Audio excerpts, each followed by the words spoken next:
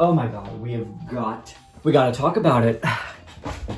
We gotta talk about it. All right, it is New York City week. All right, I literally could talk to you guys forever about the Real Housewives of New York City because they are my all-time favorite forever and ever and ever. It took me all I had not to transcribe the entire episode and just read it to you guys like a play script, but I didn't. I tried to hold myself back. I have 8 pages of notes. We have to jump right into it. Let's do it.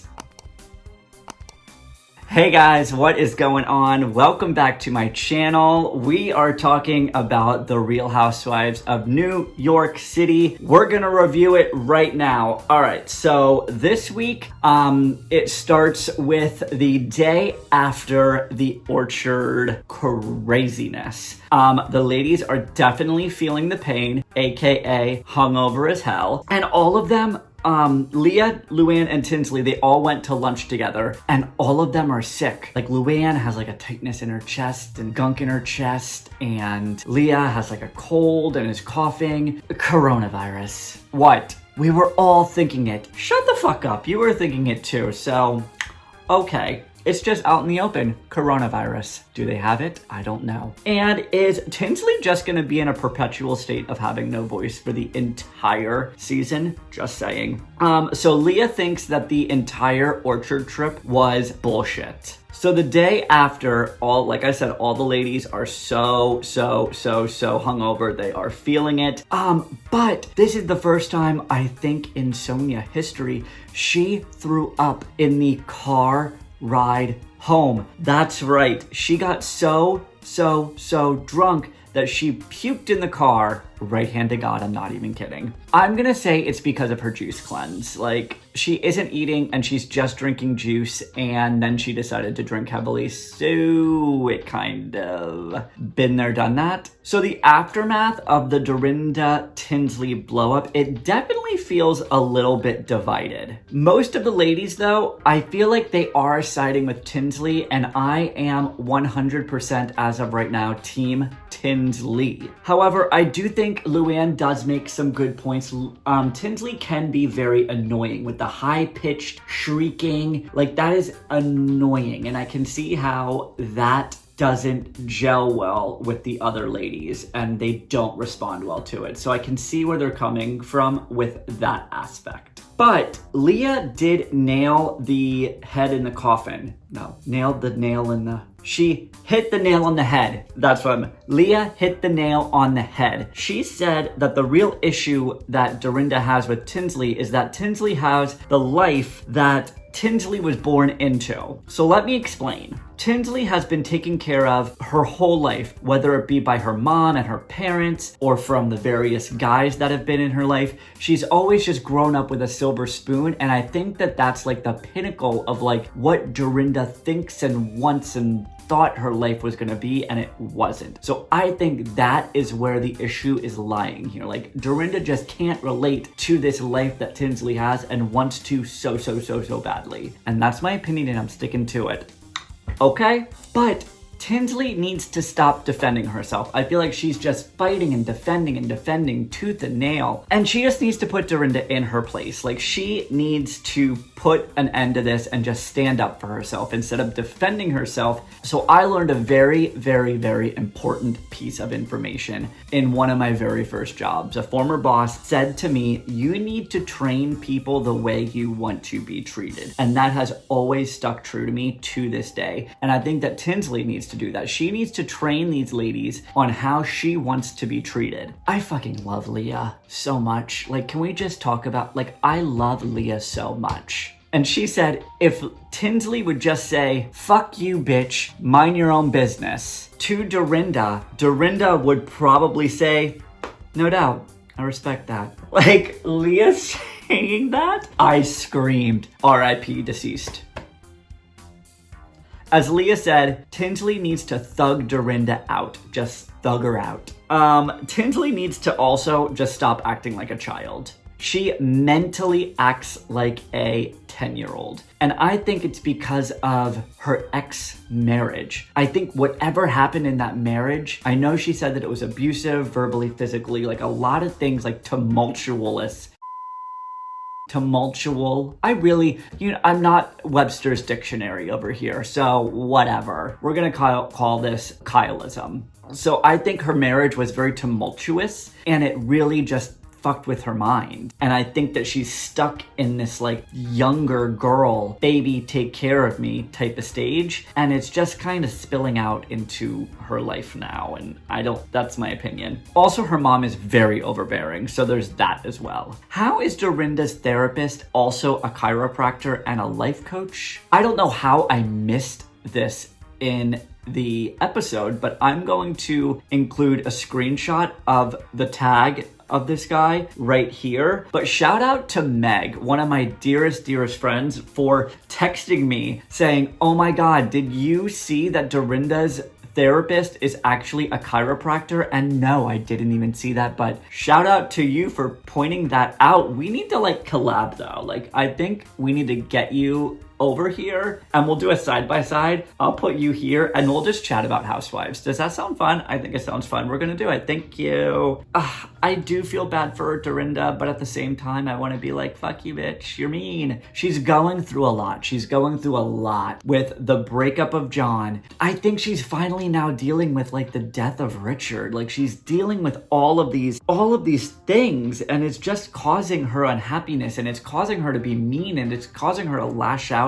And all of these things that she just kind of swept under the rug are boiling out and spilling out into her life, and she just can't. It's like boiling like milk. You know when milk boils and it just boils out? That's what's happening here. Her milk is boiling and it's spilling out into her life. And she made a point that Bluestone Manor, it flooded and a lot of Richard's things got ruined, which kind of like propelled her into throwing a lot of that stuff away and actually dealing with it. She mentioned that she put all of his stuff in the basement so she didn't have to look at it, so she didn't have to see it. And now she's kind of forced to deal with it. It's kind of like, here it is, bitch. You gotta put the milk back in the pot. I like that analogy. I really do. I come up with really good analogies. Let's talk about the Russian bathhouse. Let's talk about the Russian bathhouse, y'all. Oh my God. So Leah hosted this spa day, and it was so Leah, a Russian spa. Tinsley showed up in full glam. Where's Kyle Richards when you need her? Crossover. Okay. Okay. I do find it very shocking that Dorinda and Leah are getting along so well. Because remember when they met, they didn't have a very easy go of it with meeting. There was a lot of like contention there. But I mean, they've moved on, they're friends now, they're very friendly. I mean, I think it's because Leah says what she means and means what she says and just doesn't hold back. She's very honest. I love that Ramona read the reviews and brought her own towels. Leah, can we talk about Leah's body? Holy shit. Wow. I mean, I'm not into that kind of thing, but she has a really good body. Ramona and Sonia in those freaking little spa in those spa beanies is so deceased. I'm just deceased. I'm deceased. It's something that I need in my life so badly. And then the ladies getting beat with the bushes. I wonder if Luann got PTSD from Cancun.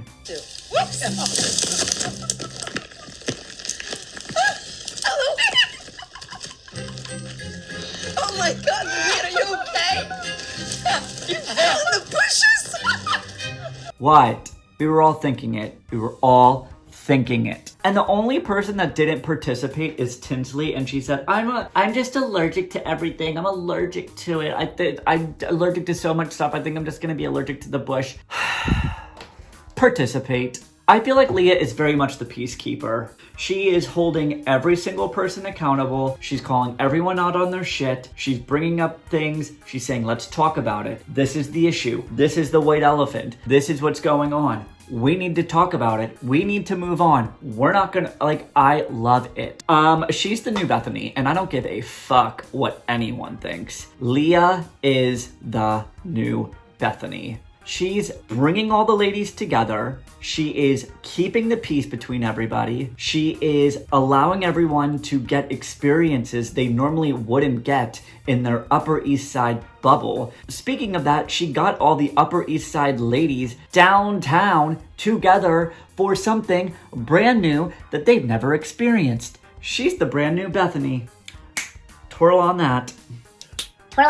So when Leah brought up the orchard incident at the lunch after the bush beat, she said, we need to acknowledge it. And Dorinda condescendingly, briskly was like, I acknowledge it. Come on, Dorinda. We're rooting for you, bitch. We're rooting for you. I was rooting for you. We were all rooting for you. How dare you? And then Ramona tries to have a conversation with Dorinda and, calmly tells her, like, when you attack someone, you go for the jugular. You hit them where it hurts. And it's just like a bully mentality. And then Dorinda turns the entire thing around on Ramona instead of looking at the mirror at what is actually being said to her. Dorinda said, you should know that very well because you do the exact same thing. I just feel like Dorinda anymore just gets extremely defensive no matter what is even told to her. It's very Kyle Richards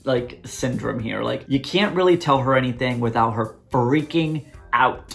It's kind of like she's listening, but she's not listening, and she's deflecting everything that is told to her. She's just deflecting it. No, it's all about you. No, that's not me. You do that. No, I don't do that. You do that. You do this. You do that. Not me. Not me. Not me. Look at your life instead of just dealing with your shit. So we find out Leah loves Jews. And she calls this guy that she's dating Pita Chip because he owns a kosher restaurant. I wonder what my nickname would be. Like, would my nickname be like Tasty Cake? Little Debbie? Little Debbie. That would be my nickname. My nickname would be Little Debbie. She said that she also likes weirdos and she also likes ugly guys because she wants to be the beauty and the guy she's with is going to be the beast. Keeping it real. You know what? I'm going to start something. Every review starting today, we're going to have a segment called a Singerzinger. So this is the first one, the Singerzinger. So Ramona fat shamed Sonia. She said that Sonia could lose 10 pounds to make her beautiful. And Sonia's like, bitch, I'm beautiful with weight. I mean, Sonia did gain weight. But I don't mind it. I think she actually looks better. I think she looks a lot better. It just makes her look less sickly. There, I said it. So Ramona is now hosting a party with all of her rich friends at her apartment. And she invites Sonia and Dorinda. So Dorinda brings up this German word. I don't know how to say it. Screenshot here. And it basically, let me read it here. It means she doesn't wish someone ill, but if something bad happened to somebody, she gets pleasure from it. That's mean, Dorinda. You can't make accusations like that about somebody. That's mean, and that is going for the jugular. Dorinda she is going through a lot. She's going through so much, but she's extremely fucking rude this season. And I'm just I'm over it, but I'm not over it. And I feel bad for her, but I don't feel bad for her, but I feel bad for her. Ramona was just trying to have a dialogue. Like, she was just trying to talk. Dorinda thinks that Ramona doesn't support her, isn't there for her, isn't a good friend. And Ramona actually kicks her out. Like, she kicks her out of the party. And then there's crying, a lot of crying happening in the hallway outside of Ramona's apartment. And I apologize in advance. We're going to do a lot of bouncing back and forth here. So Dorinda wants Ramona to always support her. I think it's extremely rude of Dorinda to air out all of her dirty laundry and all of her grievances with Ramona in front of people that Dorinda doesn't even know. These are Ramona's friends, and here Dorinda is like just airing out all of her dirty laundry about Ramona, just word vomit, all, and everyone's like, what the fuck, lady? What is your problem? It's embarrassing, and it's rude, and it's disrespectful doing that in someone's home. She said Ramona enjoys people's misfortunes and is a coward. She said men have come and gone from Ramona's life, but none of them can stick. And that's when they kick her out of the house. They kick her out of the party. They're like, all right, you've got to go. You're hitting below the belt. You're being mean. You've got to go. And then there's a lot of crying. You don't support me. Yes, I'm going through a lot. You're supposed to be my friend. Blah, blah, blah, blah. You know, the whole nine. So Sonia's stuffing her face with food after they come back in. After being kicked out, they come back in because they all made up. They talked it out. They hugged it out. And Sonia just on the side eating. Mood. I get it. Mood. Oh my God, guys. Next week, we've got a gift from baby motherfucking Jesus. Drunk Leah is back. That's all I'm saying. Y'all, Drunk Leah is back. Drunk Leah, yeah, you better work, bitch. You better work, bitch. That's all I've got to say today. All right, guys, that's it. This week's episode of Real Housewives of New York City was simply amazing. Amazing. All right.